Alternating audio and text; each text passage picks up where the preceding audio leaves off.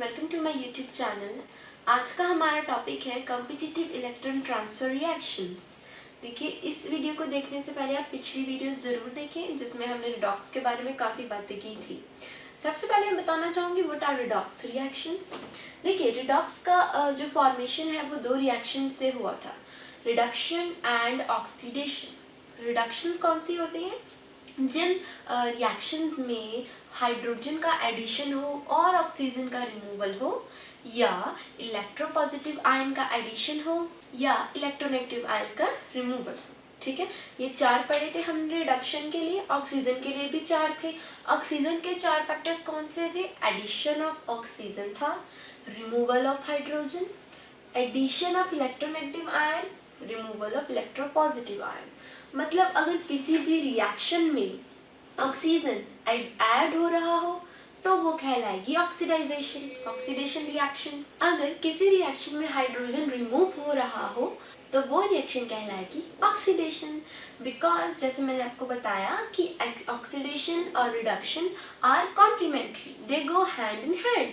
अगर रिडक्शन हो रही है तो ऑक्सीडेशन भी जरूर होगी। अगर कहीं से पैसे कम हो रहे हैं तो कहीं ना कहीं पर पैसे जा रहे हैं। मतलब अगर एक बैंक अकाउंट से दूसरे बैंक अकाउंट में जा रहे हैं तो दो चीज़ें हो रही हैं। एक कि बैंक अकाउंट की जो वैल्यू है, जो पैसे हैं उसमें बढ़ रहे हैं। दूसरा कि एक बैंक अकाउंट में पैसे कम हो रहे हैं। तो ये दो चीज़ें साइमल्टेनियसली चलती हैं।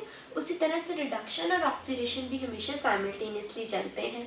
अगर किसी रिएक्शन में रिडक्शन हो रही है तो उसी रिएक्शन में ऑक्सीडेशन भी ज़रूर होगी। Okay, so basically what is oxidation? Oxidation is the process of removal of hydrogen, addition of oxygen, or I can say addition of electronegative ion, removal of electropositive ion. What is reduction?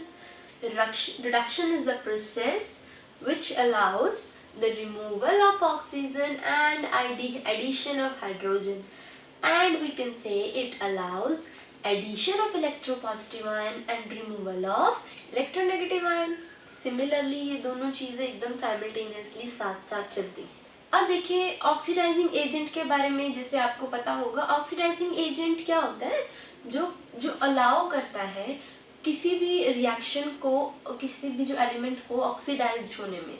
ऐसा substance जो reaction या उस element को oxidise कर दे, that is oxidising. जैसे मैंने बताया था, जो गिवन होता है वो खुद ऑक्सीडाइज हो जाता है लेकिन बन क्या जाता है? Reducing agent. उसी तरह से जो टेकर होता है वो खुद रिडक्शन करता है। जो टेकर होता है वो खुद तो रिड्यूस हो जाता है लेकिन बन जाता है ऑक्सीडाइजिंग एजेंट। ठीक है, so what is oxidising agent, या इसका एक दूसरा नाम है oxidant. Oxidising agent is a substance which allows the supply of oxygen or electronegative ion, or which allows the removal of hydrogen and removal of electropositive ion. And similarly, what is reducing agent? It is the substance which allows or which supplies the hydrogen or electropositive ion, or which removes the electronegative ion and oxygen. और एक और बात आपको याद होनी चाहिए हमेशा, that जो भी हमारे एजेंट्स हैं ना, जैसे रिड्यूसिंग एजेंट की बात करें तो रिड्यूसिंग एजेंट रिएक्शन को कंप्लीट करके खुद बन जाता है, ऑक्सीडाइज्ड हो जाता है खुद। उल्टा क्रॉस बताया था, जो रिड्यूसिंग एजेंट है खुद रिडक्शन कर देता है, फिर खुद क्या हो जाता है? ऑक्सीडाइज हो जाता है। उसी तरह जो ऑक्सीडाइजिंग एजेंट होता है वो ऑक्सीडाइज तो कर देता है लेकिन खुद क्या बन जाता है? खुद क्या हो जाता है? रिड्यूस्ड। चलिए अब मैं आपके सामने एक एग्जाम्पल बनाती हूँ। मान लीजिए बीकर है मेरे पास। इस बीकर में है कॉपर नाइट्रेट। ठीक है, सॉल्यूशन है कॉपर नाइट्रेट का मेरे पास। अब आपको पता होगा इसका कलर क्या होता है? ये ब्लू कलर का होता है, ऑफ कोर्स पता होगा, है ना। इसका कॉपर की वजह से कलर हो जाता है ब्लू इस सॉल्यूशन का। अब मान लीजिए इसमें मैंने डाल दी एक जिंक की रॉड डाल दी। किसकी? जिंक रॉड, इस तरह से इसी सॉल्यूशन के अंदर। अब इसको मैंने सेपरेट रख दिया किसी कुछ टाइम के लिए। अब होगा क्या? देखिए, अब जब ये तो पड़ा रहेगा अपना आराम से, ये जिंक रॉड है, ये ध्यान रखना। ठीक है, मैं बताऊंगी ये कैसे होगा। अब ये जो इसको हम अगर छोड़ देंगे कुछ टाइम बाद क्या होगा, देखिए ये जो इसके अंदर ना, इस बीकर के अंदर बहुत सी रिएक्शंस होंगी। कौन सी रिएक्शंस होंगी? Redox reactions. ठीक है, क्या हो रहा है उसके अंदर? रिडॉक्स रिएक्शंस हो रही हैं। जो कॉपर है वो डिस्प्लेस हो रहा है, जिंक जो है उसे डिस्प्लेस कर रहा है। अब ऐसा क्यों? देखिए कुछ टाइम बाद जब हम देखेंगे ना तो इसका ये जो कलर है लाइट ब्लू हो जाएगा, हल्का हल्का ब्लू। ठीक है, क्यों होगा ऐसा? कोई बता सकता है मुझे? इसका कलर मतलब लाइट ब्लू में आ जाएगा। ठीक है, जैसे मान लो ये इसको डिनोट कर दिया मैंने लाइट ब्लू कलर से। ठीक है, अब अगर मैं कुछ टाइम बाद देखूं तो ये बिल्कुल ही कलरलेस हो जाएगा, इसमें कलर रहेगा ही नहीं। ठीक है, क्योंकि यहाँ पर इसकी सारी डिपॉजिट्स बन जाएंगी। अब ये सब क्यों हो रहा है? इसका रीजन एक ही है, डिस्प्लेसमेंट। देखिए इसकी वजह है रिएक्टिविटी सीरीज। जैसे कि आपको पता होगा सीरीज में हमारे पास एक टेबल होता है जिसमें हमें पता लगता है कि कौन सा एलिमेंट ज़्यादा रिएक्टिव है। जो एलिमेंट जितना ऊपर उतना ज़्यादा रिएक्टिव है। अब उसमें ना जिंक आता है, सबसे ऊपर ऊपर आता है जिंक, और फिर कहीं जाके आता है कॉपर, फिर आएगा जैसे सिल्वर, गोल्ड एंड ऑल। ठीक है, ये सब आते हैं। तब यहाँ से ध्यान से देखें तो जिंक क्या है? Zinc is more powerful than copper. अब जिंक तो है ताकतवर, जिंक क्या करेगा? जिंक कॉपर नाइट्रेट के सॉल्यूशन में आ गया, उसके घर में आ गया। अब वो इतना पावरफुल है जिंक कि वो कहेगा कि तू क्या सॉल्यूशन बना के बैठा है, मैं तेरा सॉल्यूशन चुरा लूंगा, जो ये तेरा कलर है वो सारा ले लूंगा। अब जो जिंक था उसने सारा का सारा डिस्प्लेस कर दिया कॉपर को। जिंक ने क्या किया? कॉपर की जगह पर आ गया, कॉपर को डिस्प्लेस करना शुरू कर दिया। अब ये जो ब्लू, डार्क ब्लू कलर था, धीरे धीरे उसकी इंटेंसिटी क्या हो गई? कम होनी शुरू हो गई। ठीक है, और फिर फाइनली क्या हुआ? जितना भी कॉपर सोल्यूशन था उसके डिपॉजिट्स बन गए, जिंक रोड के अराउंड उसके डिपॉजिट्स बन गए। ऐसा क्यों हुआ? Because zinc was more reactive than copper.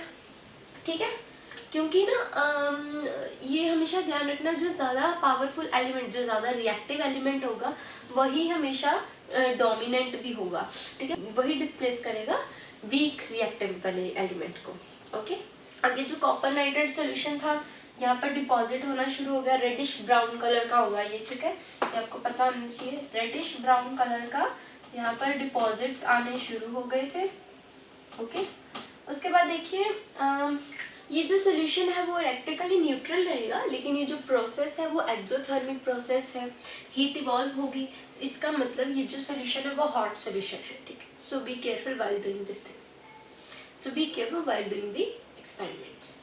तो अगर मुझे इसकी रिएक्शन लिखनी है तो मैं किस तरह से लिखूंगी कि कॉपर सोल्यूशन था, पहले जिंक रोड थी, मैंने उसको कॉपर सोल्यूशन में डिप किया, कॉपर नाइट्रेट सोल्यूशन में। तो क्या हुआ कि जो जिंक था वो जिंक जो था उसने उसको डिस्प्लेस करना शुरू कर दिया और कॉपर के डिपॉजिट्स बन गए। So this would become Zn2 positive plus copper, copper side पर अकेला रह गया। ओके, मतलब यहाँ पर डिसोसिएशन हो गई ना कॉपर की। ठीक है, अब अगर इसको मैं रिडॉक्स रिएक्शंस के टर्म में बात करूँ तो अब ध्यान से देखिए जिंक ने क्या किया है, रिडॉक्स रिएक्शन हो रही है इसमें। पहली बात तो जिंक की ऑक्सीडाइजेशन होगी क्योंकि उसके 2 इलेक्ट्रॉन्स क्या है, लूज हो रहे हैं। तो जिंक पर हुई ऑक्सीडेशन। ठीक है, क्यों? क्योंकि उसने 2 इलेक्ट्रॉन्स को लूज किया था। So I could write it like this, यहाँ पर इस जगह पर हो गई ऑक्सीडेशन। क्यों हुई? Because there is a loss of 2 electrons. Okay, अब कॉपर की बात करें तो यहाँ पर क्या हुआ? रिडक्शन। क्यों reduction? Because there is a gain of 2 electrons, है ना। रिडक्शन क्यों हुई? Because there is gain. मैंने आपको बताया था कि जहाँ पर लॉस हो वहाँ पर ऑक्सीडेशन, जहाँ पर गेन हो वहाँ रिडक्शन। जैसे जो देता है वो हमेशा ऑक्सीडाइज हो जाता है और जो लेता है पैसे वो रिड्यूस हो जाता है। लेकिन अगर सपोज करो मैं इसको रिवर्स कर दूँ, मैं जो सोल्यूशन है वो जिंक का ले लूँ। ठीक है, सोल्यूशन में जिंक का ले लूँ और उसके जो उसमें जो मैंने रोड डाली है वो कॉपर रोड हो जाए। ठीक है, तब क्या होगा? तब सोचो क्या होगा। अब सॉल्यूशन जिंक का है और रॉड जो है वो कॉपर की डाल दी। अब क्या होगा इस केस में? रिएक्शन लिख के बताती हूँ। देखो जब Zn के जो सॉल्यूशन में हम कॉपर रॉड डालेंगे तब क्या फॉर्म होगा? Any idea? बताती हूँ।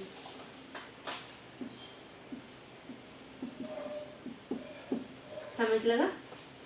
There is no reaction between this case. क्यों नहीं है? Because zinc is more reactive than copper.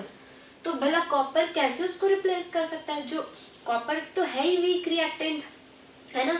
तो कॉपर जिंक को कैसे रिप्लेस करेगा? कॉपर कहाँ आ रहा है? यहाँ पर, जिंक के बहुत नीचे, मतलब इसकी रिएक्टिविटी जिंक से कम है। तो फिर ये कैसे रिप्लेस करेगा? इसीलिए जिंक सॉल्यूशन में जब कॉपर रॉड डालेंगे तो कुछ नहीं होगा, नो रिएक्शन, क्योंकि कॉपर इसको कभी डिस्प्लेस कर ही नहीं सकती। एक और केस लेके देख लेते हैं। जैसे ये मैंने कॉपर रॉड और जिंक सॉल्यूशन लिए, जिंक के बजाय, जिंक नाइट्रेट की बजाय मैं सिल्वर नाइट्रेट ले लेती हूँ, ठीक है, Ag का सोल्यूशन, क्योंकि हमें पता है सिल्वर नीचे आता है कॉपर से, मतलब यहाँ रिएक्शन होगी, उसका कलर कलरलेस होता है, वो ब्लू नहीं आएगा, ठीक है, मतलब इमेजिन कर लेना। अब थोड़े टाइम बाद अंदर होंगी रिडॉक्स रिएक्शन धीरे धीरे। अब क्या होगा ना, कुछ टाइम बाद जो बीकर में हम देखेंगे तो ये जो सिल्वर नाइट्रेट है धीरे धीरे उसका कलर जो है ब्लू होना शुरू हो जाएगा, सिल्वर नाइट्रेट का कलर ब्लू होना शुरू हो जाएगा। मतलब अब सिल्वर नाइट्रेट की जो ब्लू इंटेंसिटी है वो बढ़ रही है, ठीक है। अब ब्लू कलर किसकी वजह से आता है? कॉपर की वजह से। अब कॉपर, इसका मतलब क्या है कि अब कॉपर अपनी ताकत दिखा रहा है, कॉपर अपनी रिएक्टिविटी दिखा रहा है, क्योंकि ब्लू कलर आ रहा है। पिछले केस में ब्लू कलर जा रहा था, मतलब कॉपर की रिएक्टिविटी खत्म हो रही है। अब ब्लू कलर आ रहा है, मतलब कॉपर की रिएक्टिविटी बढ़ रही है। फाइनली क्या होगा कि ये जो सारा बीकर है वो ब्लू कलर से भर जाएगा और जो यहाँ पर है डिपॉजिट्स इकट्ठे हो जाएंगे। अब ये डिपॉजिट्स किसके होंगे? सिल्वर के। क्यों? क्योंकि silver is less reactive than copper, क्योंकि सिल्वर रिएक्टिविटी सीरीज में कॉपर से नीचे आता है। So because that silver got less reactive nature, it starting displacing itself. What is the main reason? Copper started displacing silver and the silver converted into deposits around the copper rod. But in case of zinc, the zinc was dominant, so zinc was trying to displace copper and the copper deposits were created. But now in this case copper is more reactive, so copper is dominant here. Okay, they get that कि क्या हुआ, यहाँ पर silver की deposits बन गई और colour कौन सा आ गया? ब्लू, बिकॉज कॉपर का कलर होता है, कॉपर का solution copper nitrate started becoming blue. इसकी रिएक्शन क्या बनेगी देखते हैं। Cu plus 2Ag positive, copper rod को हमने सिल्वर नाइट्रेट में डाला, ठीक है, give rise to form Cu2 positive plus Ag, 2 of Ag। Simple reaction. क्या हुआ था? कॉपर रॉड को नाइट्रेट सॉल्यूशन सिल्वर नाइट्रेट में डाला तो कॉपर में तो copper started displacing it, so this was the complete reaction. अब देखो यहाँ पर भी वही सेम चीज हो रही है, कॉपर की क्या हो रही है? ऑक्सीडेशन, ठीक है।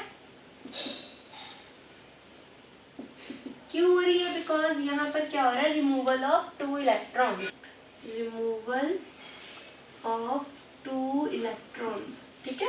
कॉपर पहले क्या हो रही थी? कॉपर की रिडक्शन हो रही थी जिंक के केस में, इसमें ऑक्सीडेशन। अब सिल्वर की बात करें तो सिल्वर के केस में हो रही है रिडक्शन, क्योंकि यहाँ हो रहा है गेन ऑफ 2 इलेक्ट्रॉन्स।